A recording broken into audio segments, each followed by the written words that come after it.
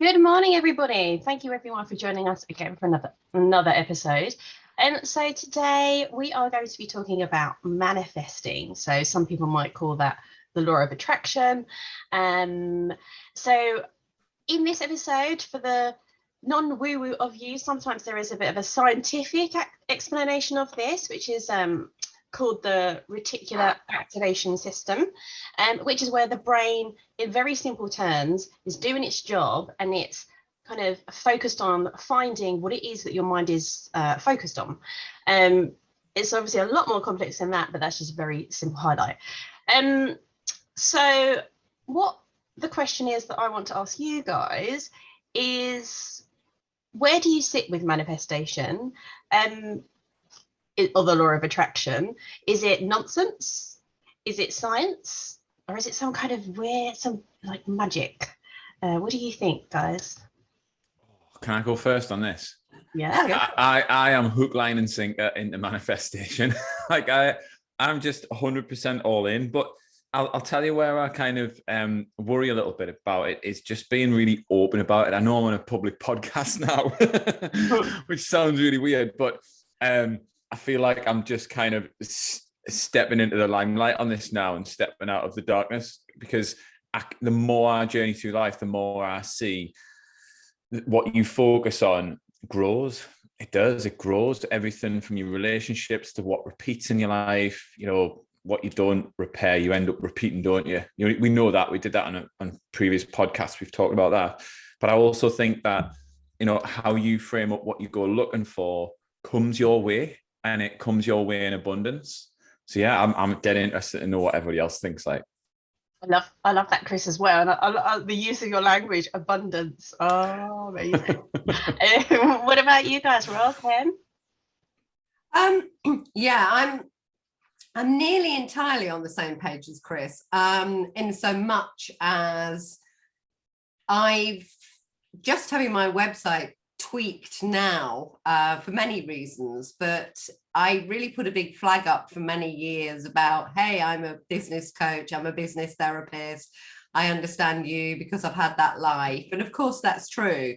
But more and more I see my practice as kind of field of dreams. If you build it, they will come. More and more I'm attracting people who, of course, they'll come with issues such as, I don't feel happy inside, although I've got all this material wealth or all these, and I've striven and I'm striving and I'm successful. And more, and in my own life, so of course you have to go on your own journey, particularly in the last, let's say decade for me.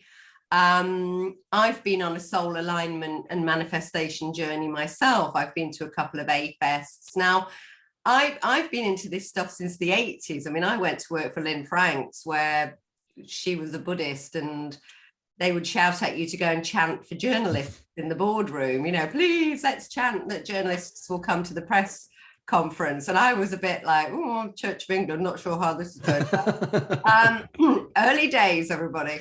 But at least it opened me to that concept. And so I've been open to that concept since the 80s. And in the 90s, when I did Tony Robbins and I read the Celestine Prophecy and The Way of the Peaceful Warrior. And there's even a chapter in my book, hidden in that book full of good advice and my life story is a kind of quite a woo-woo chapter. So I've probably been a bit like Chris, that I've been quite a big book and there's been a chapter kind of slightly hidden inside that book, but I'm coming out as well, everybody. Yes. So, yeah, it's time to come out. So I'm on that page. I suppose my caveat would be, I have been around people who, and I get that they're very highly aligned and highly attuned and very spiritual, but and I understand about the RAS, but the reticular activation system, but you can't just manifest your way into everything. You have to show up as well. I think it's probably the caveat. Yeah. Love that. I'll join you. I'm definitely a third believer. And I think for me, I think I was a lot more, what's the word? The reason why I'm such a strong believer is because I think when I was a lot younger, I didn't really understand what I was doing and the way that I used to operate. But I think the way that I used to just have this in unwavering belief that things would be okay. Like I can give you so many examples where I just had a belief about something and it would just happen. Maybe not in the way that I thought it would, but it would absolutely happen. And all of those stories that you hear about, you know, like there's a little voice in your head that you hear and then you act upon it and then something, it's amazing. I've got so many of those stories, and I don't think I actually consciously knew what I was doing back then. I think around the time when I was about 18, when I sort of left home, went to university, the time when I think at my life, I probably felt the most vulnerable. I felt that was a really, during those sort of like early years, like those were the times where I experienced loads of, we talk about coincidence or fate or that serendipity, so much of that. So I can give you examples, and they sound small in isolation, but there were so many of them. So like, for example, I had a real strong belief that I would work. I used to drive past, I used to study in Uxbridge, and I used to drive past Stockley Park, which was a bigger industrial estate. And there was loads of companies, and I knew that I wanted to work. I would work in there without any. I never looked for a job there, but I thought, well, I'll be working there. That's definitely the place I'm going to be working. I don't know why, but there was just big corporate organisations. I thought that's where I must be. And it so happened that I ended up I used to do a Sunday job as a beauty consultant, and I did a makeover on the HR director, and then she hired me. She never bought any makeup, mind you, but there's so many moments where like there was something I just knew it, and I don't know why I knew it, and I don't know what gave me that belief, but it happened.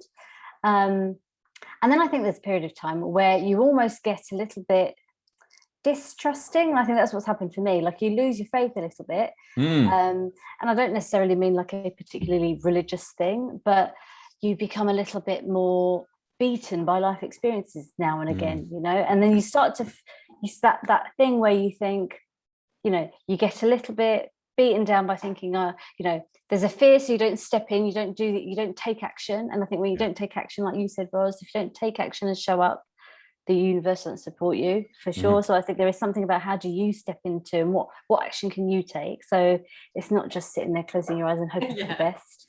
You know, you've got to also do something. And I think there is something about really believing it and feeling it, because I think once you feel that emotion of like what it would be like and really clear, that clarity of vision, then I think it all falls into place. And I think I could write a small book with lots of examples of where that has happened for me. So yes, I'm with you. Oh God, you've said so much. You guys have said so much. Then some of the, like, you've picked up on some really key things there. So you're talking about knowing. There's sometimes it's like subconscious, and you're not really. So it could be a subconscious thing, and you just know that something will manifest itself. But then there's the other side, which is when you're consciously working on manifesting something. So, and then when you talked about losing faith, so this is all kind of what this is making me think of is, you know, I definitely believe in all of this stuff, and I think things like the reticular activating system, that helps me believe even more. And when I lose faith, it reminds me that I'm thinking, well, what is the vibration that I'm radiating? What is the frequency that I'm at? Because if I feel like I'm losing faith, I'm vibrating at a negative, a low energy. Therefore, I'm going to attract those low negative situations. So, and then I know that the reticular activation system is looking for those negative things to justify. It's like saying, oh, this is, you know, so there's the woo-woo side, which is, you know, here are these mantras and things like that. And if you think of it just, obviously everyone has their own belief, but for me personally, I love mantras and the positive thinking and stuff, because I know that the brain is involved. Like, I'm not just thinking, oh, it's just magic and it's happening. I know that actually, if I'm doing that, the brain is going to be looking for those positive, that positive evidence that's going to back that up.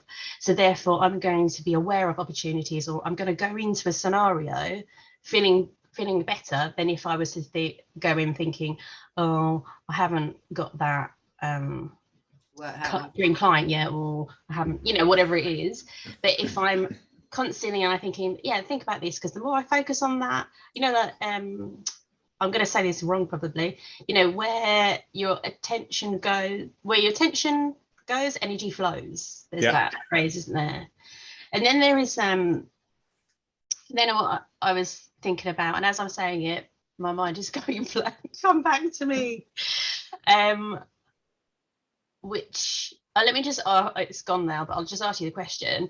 So what would you advise, or what would you share is any tips that help you consciously manifest? Big question, that. Well, I've been so I did my 13-week course called the Realigned Leader, and it had lots in it. It's my kind of opus, lots of stuff. And then at the end of it, the people who were on it, who are all really high level CEOs and 6-figure earners, they went, "Oh, we love that. What's next?" And I was like, well, there were elements all the way through, sprinkled, of exactly what we're talking about, of manifestation, of energy, of vibration, of presence, of all of those really important things. And I thought, that's the next level. If you're going to go beyond a level of, you're already achieving well, you've got great mindset, your body's good, your diet's good, it's like the top of the self-actualization pyramid, really. And so I've just done a soul alignment course. I'm reading everything I can put my hands on at the moment, because I'm creating a course on that level. So the advice would be to make it not scary, I suppose, for people who maybe have not been used to being in that territory. And I think that is key about what you focus on, you get your vibrational energy. If you go on iTunes or Apple Music or whatever you are subscribed to, Spotify, and just put healing vibrations, they come at different frequencies, and they actually set the brain at different frequencies. And when I had my ear infection a few weeks back and I had a perforated eardrum, I literally had healing frequencies on in the background 24/7, because it's a certain frequency that helps the brain, that helps the body heal itself. So I would talk about all of that. I would create daily affirmations, because then you're doing that more cognitive. I'm focusing on it. Again, I seem to be the queen of the caveat today, the warning. You didn't give me the warning beforehand. I drank the stuff.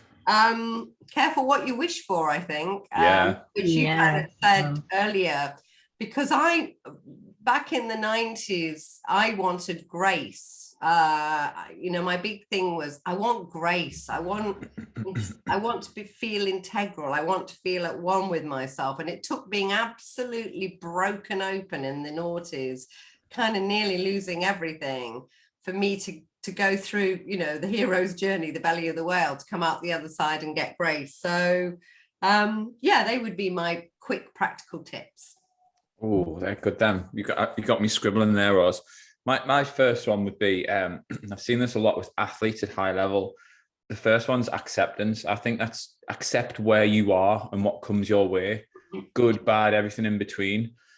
I've seen athletes the day before race, the day of races, they've worked all their lives for a gold medal, and then all of a sudden something happens, like an injury, a slip, a trip, a fall, something totally left field on the way to the venue.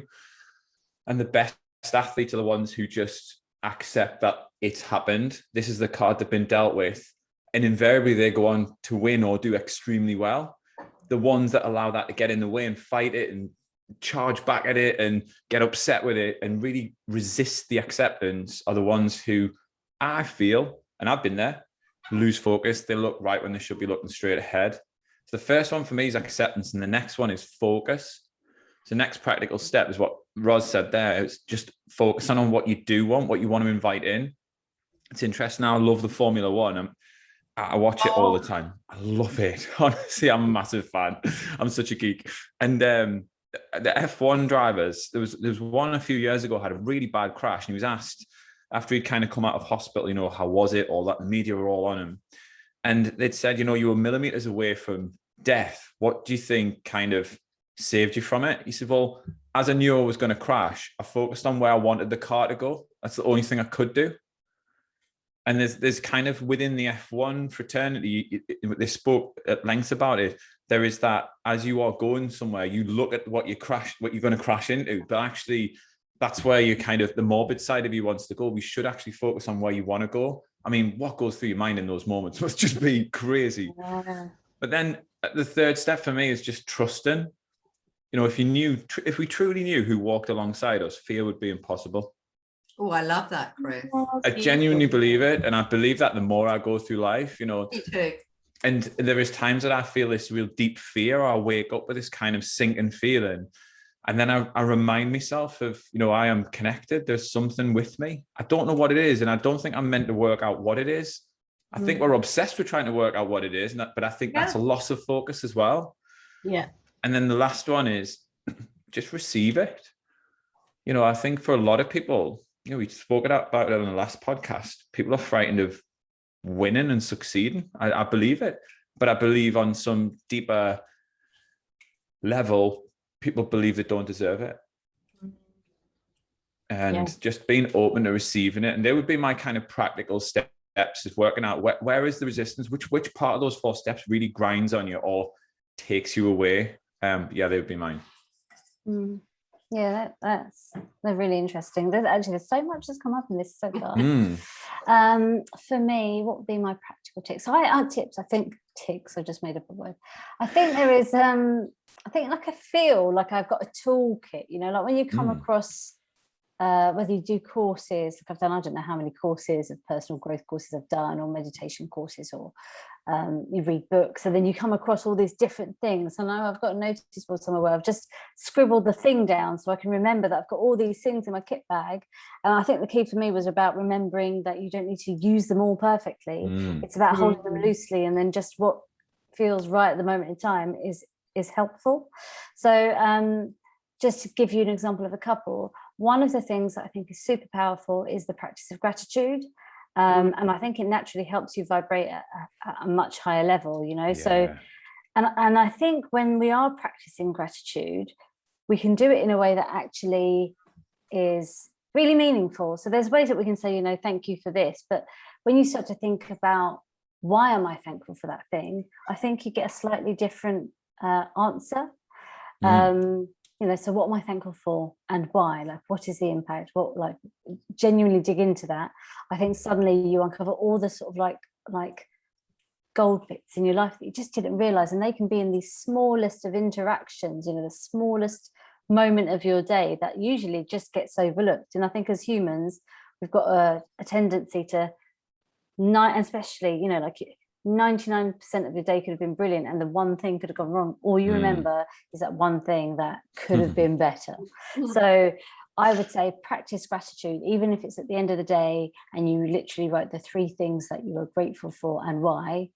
That's really massively helped me in a slightly sort of linked to that, but in a slightly different form. I remember once there was a challenge on Facebook a long time ago called like 100 Happy Days, and the idea was that you were supposed to post a picture of one thing that made you happy throughout the day. I remember that was nice. I did that without thinking about it, and but I got lost at like day 89 because somebody said, how did you get from 56 to 89? And I realized that my counting had gone wrong, so I just gave up. I know, but what I realized in most of those days, like to about 50 or whatever it was, is that I saw things that I'd never seen before. Yeah. Like I'd walk down my street where like where I live here in London, and I'd see big like street art murals, or I'd meet people, I'd notice things, and I just thought I was oblivious to all of that. And it still baffles me how I see new things in a place that's so familiar. So anyway, gratitude of being able to notice what makes you happy is important. The second thing I would say, second like practical thing that you could do is, I think it's about using meditation. And I know lots of people can meditate in different ways, you know, and in different forms to do different things. But sometimes just that idea of daydreaming about what you want your life to be, like that movie, if you play that in your mind. And there is obviously there's a tool I did one of the courses on Mind Valley.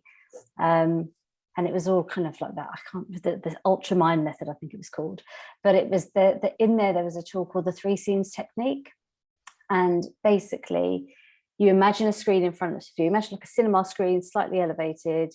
And the first thing you imagine on the screen is like the problem that you're experiencing. So if there's a particular challenge you want to get through, what is the problem? And you really exaggerate it. So you imagine that, I don't know, let's just pretend you need to write a post and you can't publish it, I don't know.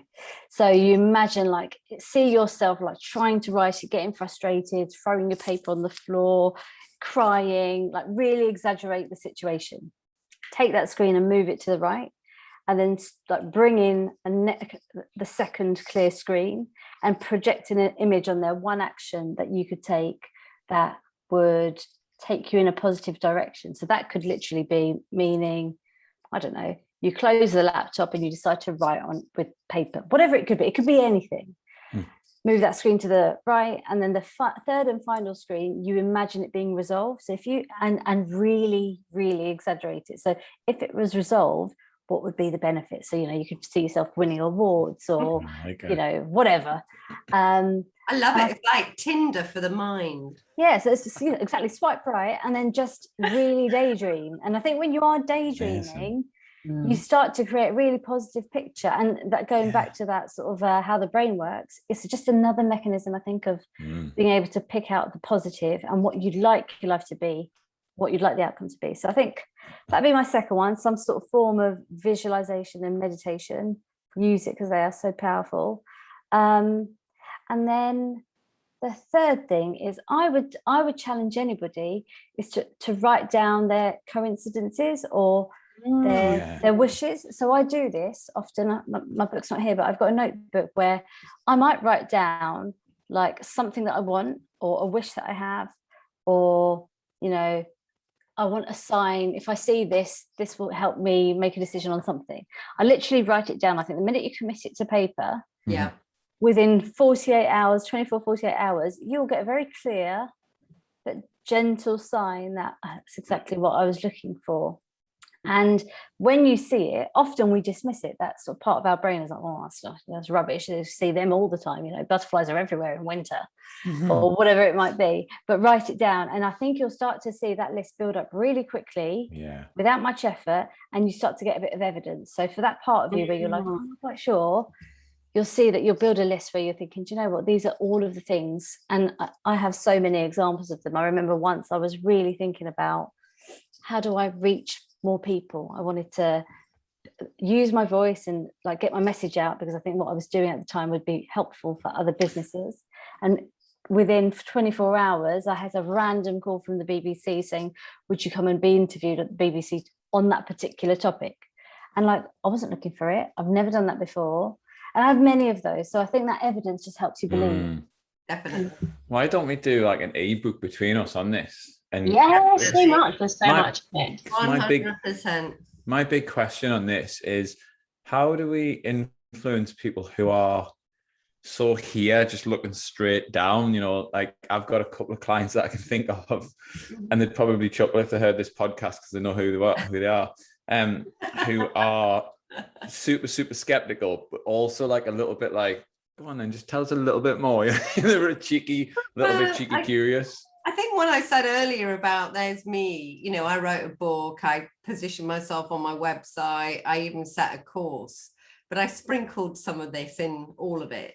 And then in a way, you're right, they're the ones who go, oh, can we have more of that? I think if they trust you, Chris, and they know that you're, shall we say, grounded, you know, you're not kind of going to go, and next week we're all going to dance round the maypole, you know.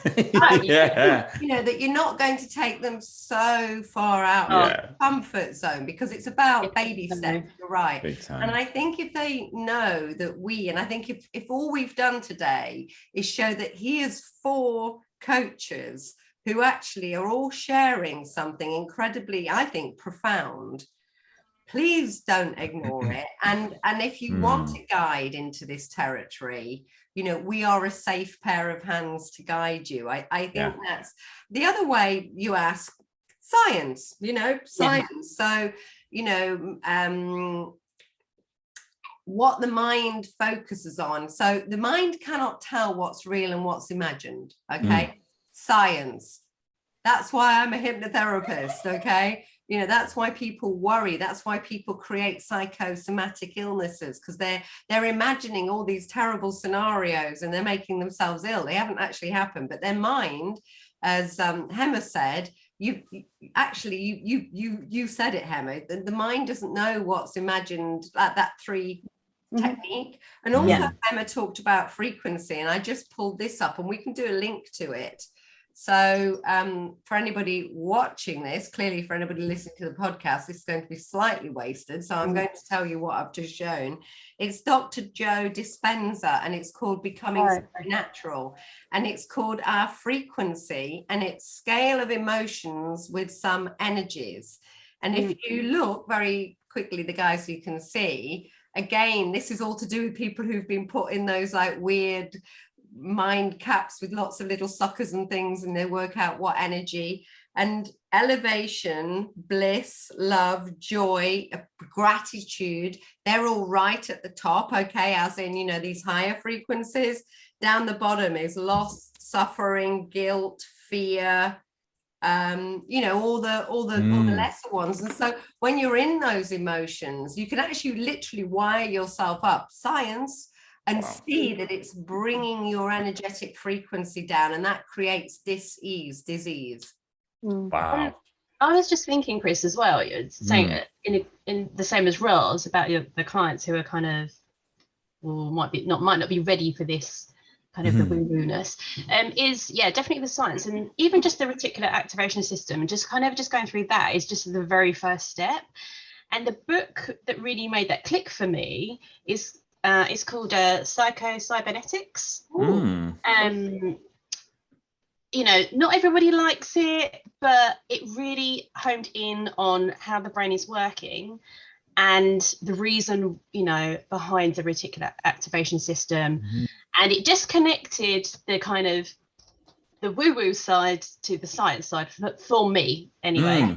And I do find that does help me with this whole, with my beliefs and things like that. So I think actually, there's it scientifically, that's how it, like, there is a reason behind that. So we're just sort of coming up towards the end of the episode now. So thank you guys for all of your tips and your views. It's so interesting. I've just got a few things to add, which is picking up on what you guys have just said.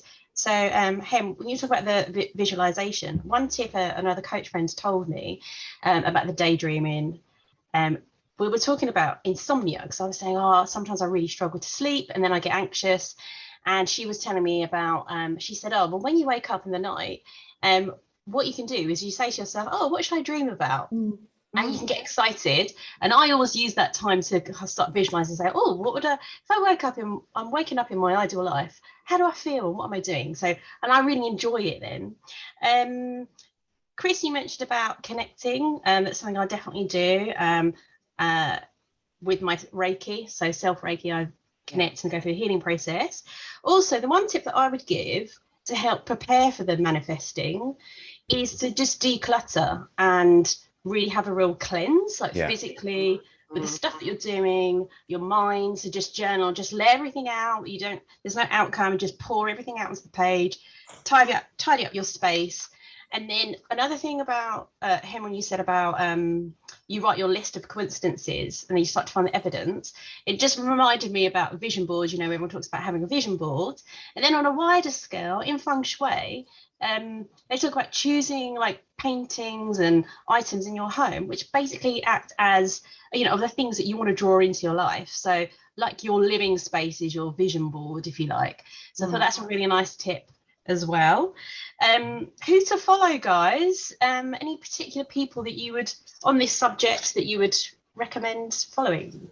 There's a really good book kind of linked to what Hema was saying, When God Winks.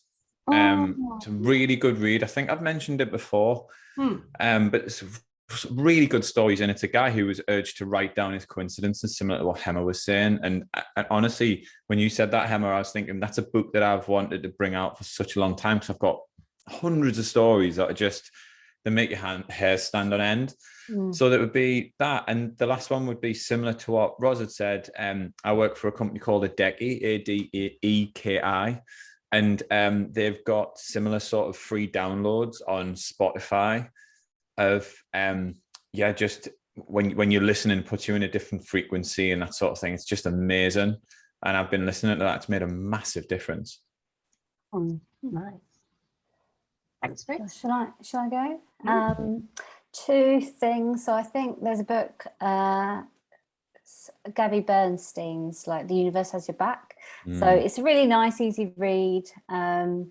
It's just, you can read it pretty quickly. And I read that just a couple of weeks ago, and it was just a nice reminder of things that perhaps like you already knew, but it just helped to like refocus my mind. So that's a good read. So I'd recommend that in line with this subject. And then the other thing, just on a side note, is if anyone's ever come across, I think it's Dr. Bruce Lipton. So when we talk about manifesting, they talk a lot about, people say, well, you can, if you go through cancer, you can manifest your health. And there is some real science behind it, about how, your thoughts change the chemicals within your body, and the study of like epigenetics.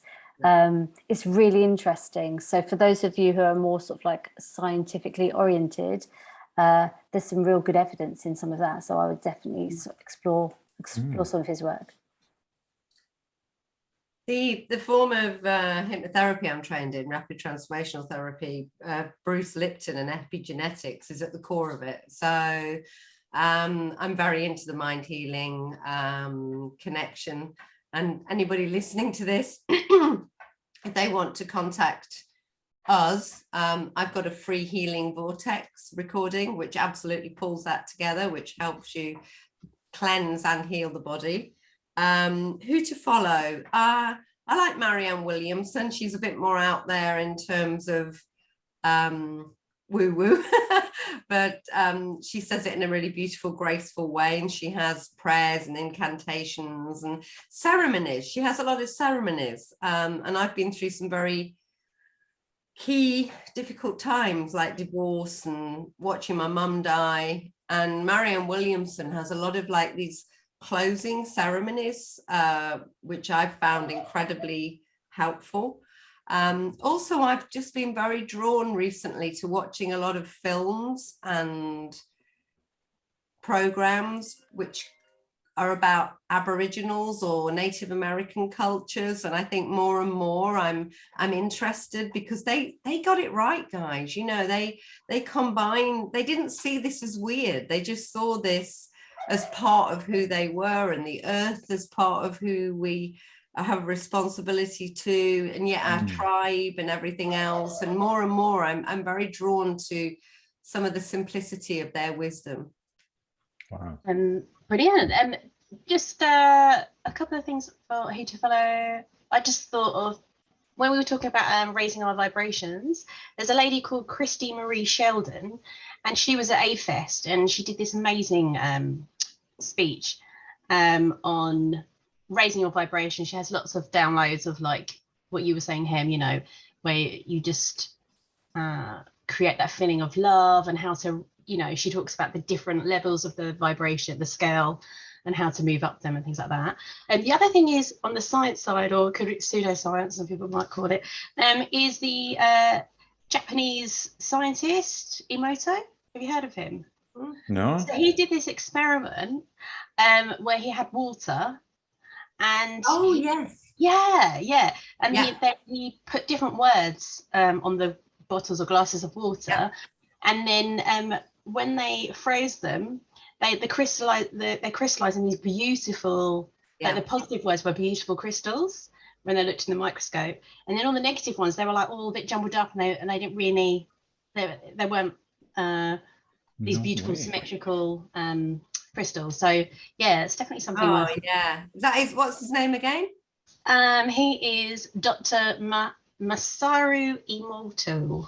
Yeah, there's also, just very quickly, an experiment, and I'm sure you could Google it, where they've got cress, you know, like mustard and cress that you used to grow on blotting paper when you were a kid. Yeah. And they put it between two speakers, and they play like horrible words to the cress, one lot of cress, and they play really lovely words and frequencies to the other. One thrives, one literally dies. Oh, Yeah. Oh, that's amazing. Yeah.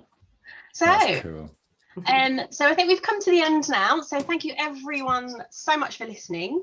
Thank you for joining us. So we'll post a link to all of the information that all the references that we've made. And just to say, we hope to see you on the next episode where we will be talking about goal setting. So start of a new year. What do you want your year to look like? So thank you so much for joining us, and see you very soon. Bye. Bye, everyone.